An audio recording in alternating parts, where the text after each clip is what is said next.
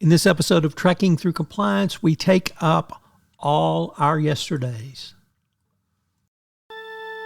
Compliance, the final frontier.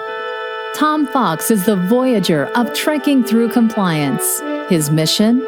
To explore the original series and seek out and share what it can teach you about compliance.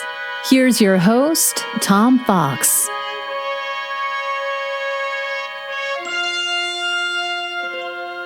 In this episode of Trekking Through Compliance, we consider the episode All Our Yesterdays, which aired on March 14, 1969, and occurred on Stardate 5943.7. Story synopsis. On this mission to evacuate the population of a lone planet, Sarpedon, before its sun goes supernova, Spock, Kirk, and McCoy beam down to investigate why sensors indicate no humanoid life is on the planet. They discover, however, a library staffed by Mr. Atoz and his clones, which contain history tapes. Kirk offers to evacuate Atoz, but he tells them to hurry up and pick a destination, and that he himself plans to join his wife and family before the supernova comes. It appears that by inserting the record tapes into a machine called the Atoz, people can be sent back in time. Mr. Atoz confirms Kirk's suspicions that this is indeed what has happened to the inhabitants of the planet. While viewing a tape, Kirk hears screams and accidentally sends himself to a period of time of witch hunts. McCoy and Spock rush in after him, but they are transported themselves 5,000 years in the past when the planet was still in an ice age. Meanwhile, Kirk has rescued a woman from being poked with a sword by challenging her attacker to a sword fight. Only after chasing the man away does Kirk discover that the woman was a thief attempting to rob the gentleman, and furthermore, there is no entrance back to the library. Kirk goes to the wall from which he emerged and is able to talk to McCoy and Spock, but cannot get to them. Kirk is then arrested by authorities for aiding a thief, and Kirk and Spock and McCoy ask him what is going on. The authorities also hear these voices. The woman betrays Kirk and denounces him as a witch and claims that he and the spirits made her steal against her will. Spock and Bones, on the verge of freezing, are discovered by a sheltered woman known as Zarabeth. She has been exiled because her kinsman tried to assassinate the head of the planet, Zorkon the Tyrant. Meanwhile, in prison, Kirk is questioned by the prosecutor. When Kirk mentions the library, the prosecutor becomes extremely uncomfortable.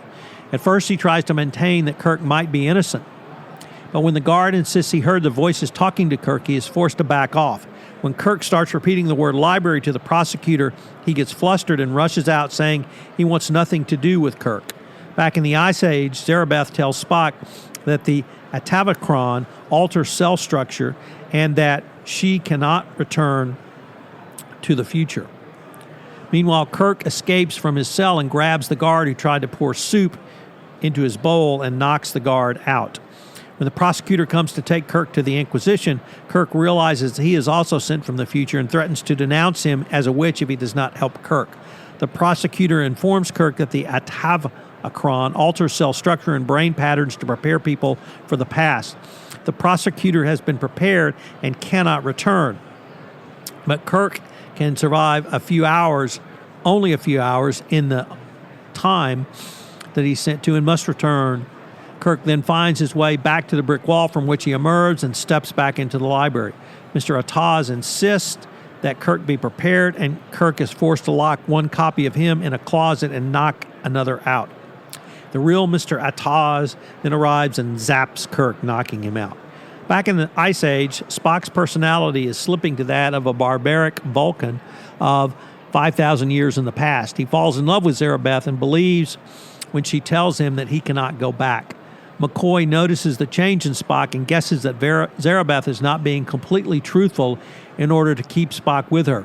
Spock begins to notice that he is not himself when he eats animal flesh and enjoys it. No vegan there. However, this knowledge does not stop him from telling Zarabeth that she is beautiful, then making love to her. When kissing her, he also cracks one of his very rare Mr. Spock smiles.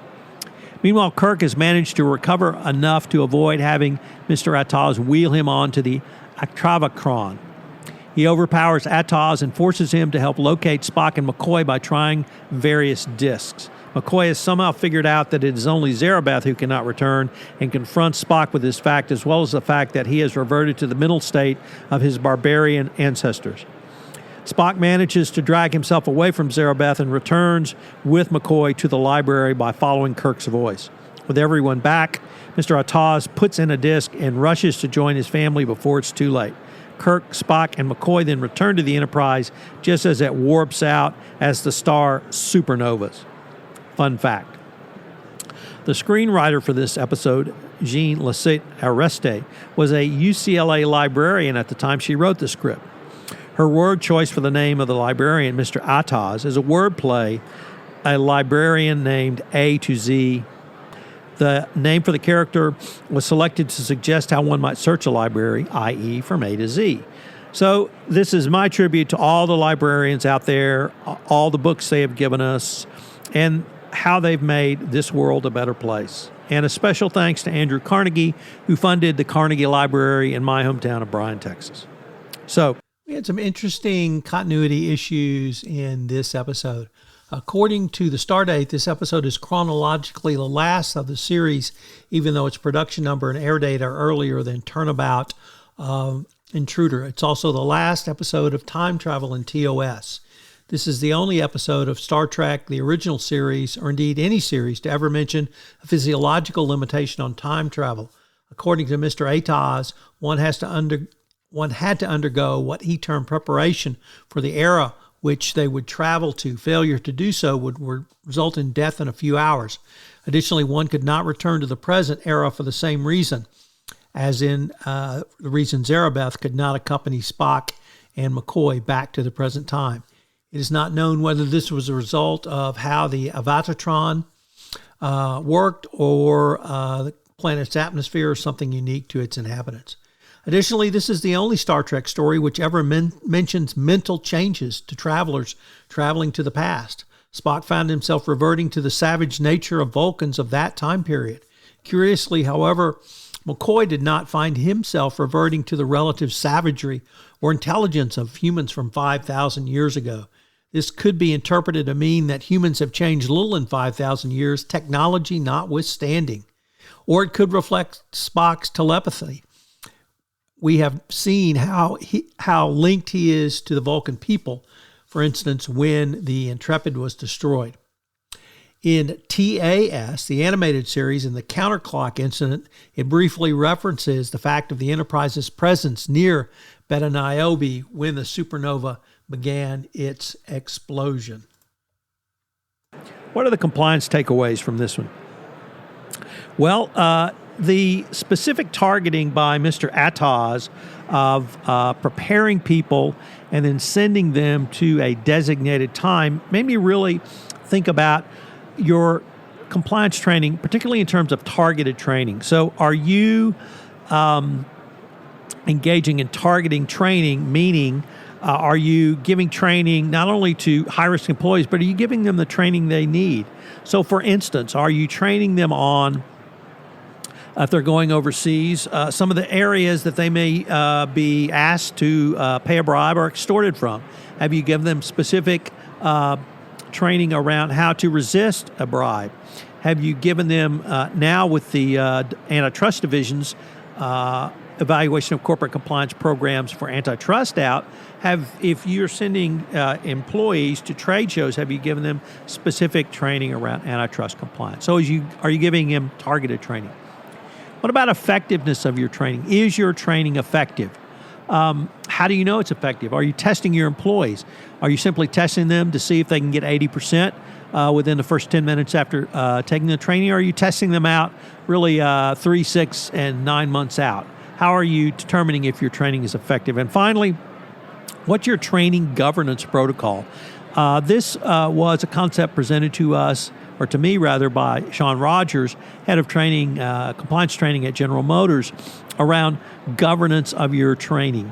Is there any one group who has oversight and visibility into all of your corporate training to make sure that it's consistent, there's no overlap, and there's no gaps, holes, or even useless training?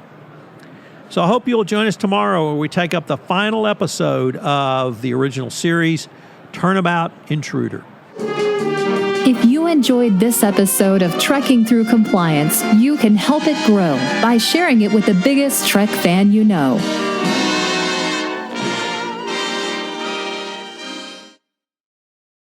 This podcast is a part of the C-Suite Radio Network. For more top business podcasts, visit c-suiteradio.com.